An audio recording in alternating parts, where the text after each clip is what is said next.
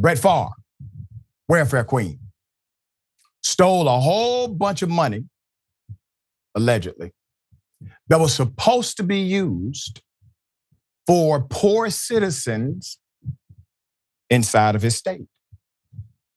He gets a slap on the wrist, if you could call it that. He basically returned some of the money. There's a contrast here. Put it up full mass. So let me dig into this. A former NBA player gets a much stiffer punishment than Brett Favre.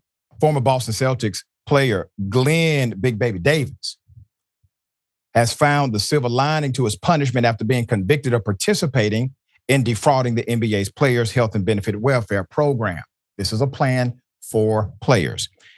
Davis and other former players were indicted and convicted for submitting falsified medical claims for procedures that did not take place in order to collect kickback payments. Is that wrong? Yes. Is that illegal? Yes. Should he have a penalty for it? Yes.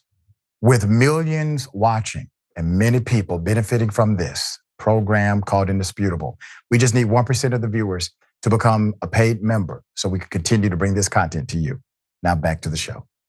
Davis, according to the documents, made a fraudulent claim of $159,000. It totaled to $159,000. He was found guilty of committing healthcare fraud, conspiracy to make false statements, conspiracy to commit healthcare fraud and wire fraud. There it is.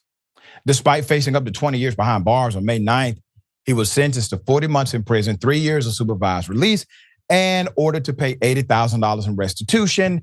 Upon release, the 2008 NBA championship winner will be required to complete a financial management course and undergo mandatory drug treatment. Okay. Sounds fair to me. Sounds fair to me. That's a fair sentence. He may even get some of that reduced based on good behavior. There seems to be the possibility of an underlying drug issue, so they have an order for rehabilitation. All right? Put him up, full mass. But him, Brett Favre.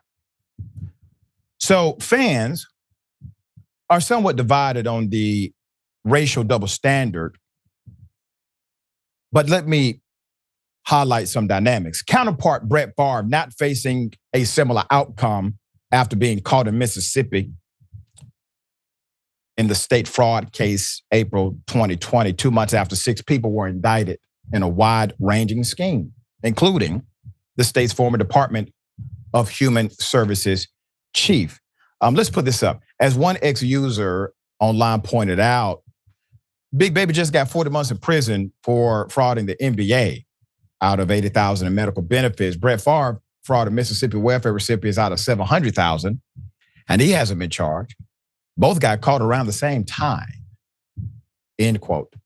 Further reminder of the fraud controversy. So by 2023, Brett Favre and 38 others were listed as defendants. This was a civil lawsuit filed by the state's Department of Human Services, We covered it from day one, alleging that 77 million of taxpayer money from the TANF program, Temporary Assistance for Needy Families funds, were used to line the pockets of multimillionaires like Favre and other individuals. An audit uncovered that the former Green Bay Packers star received 1.1 million in total of TANF funds. For what? For speeches he never gave. First of all, you got to understand the ideology here and the privilege at play. Favre had the easiest job in the world. Find a damn microphone and say something. We're paying you as a speaker. He didn't even do that part. If he would have done anything in light of contract service, meaning he didn't have to do a good job, hell, he didn't even have to do it more than one time. He could have simply stated, listen, I'm Brett Favre, I'm worth that much for one speech. He did nothing. He did nothing. Then the money is coming from the taxpayers and is meant to go back to the individuals who paid into the system. And now they need an opportunity because they hit a bump in the road like we all do. But he lines his pockets. There's more.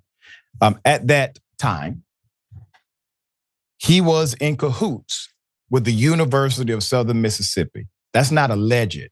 We have the documentation for this. That's his alma mater. His daughter went there as well. So he was in cahoots with the university to build a new indoor practice volleyball facility on campus. He was accused of knowing that the $5 million put toward the construction and another $1.7 million for the development of a concussion drug were from the misappropriated funds. So old Brett had repaid the state $1 million, but a new court filing from the Mississippi auditor is seeking an additional $729,790 in interest. And that individual is a Republican in Mississippi, but he don't play the radio. He don't give a damn about your football habits or your heroes in the game. He literally said none of that matters to him. He owes that money plus interest. Why would the state ever give this man all this money as a loan? So here's the thing. As it stands now, multiple people have been indicted at the highest levels of government in Mississippi. You have phone recordings, you have text messages. We have read all these things on the record. If you want to find it, you can find those shows. We posted them on our YouTube and our Facebook watch pages. It's there. All the evidence is there. There's way more evidence against Brett Favre than against the basketball player who probably had an underlying issue and decided to steal money through a fraud scheme. But here we are, compare and contrast. So is it a racial element? It could be racial and it could be Mississippi, corruption. It could also be the element of football. It could also be classism inside of classism. It's a lot of could be's here, but here's what we know for a fact. It's not fair. It's not fair. It's not fair to the taxpayers. It's not fair to those in Mississippi who needed that money. And it's not fair that he gets no penalty for what he has done, but everybody around him, well, they're dropping dimes daily. All right, dear brother, thoughts here. So, Dr. Richey, are you saying that there might be racism in Mississippi? Exactly. I'm shocked. Rare. I didn't know about that. I thought Mississippi Burning was a cooking show. Exactly. Of course there's racism in Mississippi. Of course there's placism in Mississippi. And it's not because it's Mississippi, it's because it's been allowed so long in that state. The idea of it is, in the last story, we saw how the blue wall of silence trumped the race element. And this one, we went right back to that race element. Clearly, Brett Favre is out and about because of his race and his place in society in Mississippi. How do we know this? Because the same thing actually happened with Brett Favre in the NFL. We know that sexual harassment is wrong. And when players are punished for sexual harassment, that's what should happen. Deshaun Watson, black quarterback, got his career basically taken away. And some think that him returning to the NFL wasn't okay and should have been even longer. Brett Favre went through several sexual harassment allegations, 2008, 2011, even before that, and nothing ever happened to him. He's always come from a place of privilege. And in this case, we know for a fact that this money was taken. And as you kindly pointed out, he had a very easy job. Not that speakers do an easy job. Anyone who speaks in public, it's obviously an amazing job, but we didn't expect much from Brett Favre. We expected him to go up there, just be like, whoa, whoa, whoa, whoa.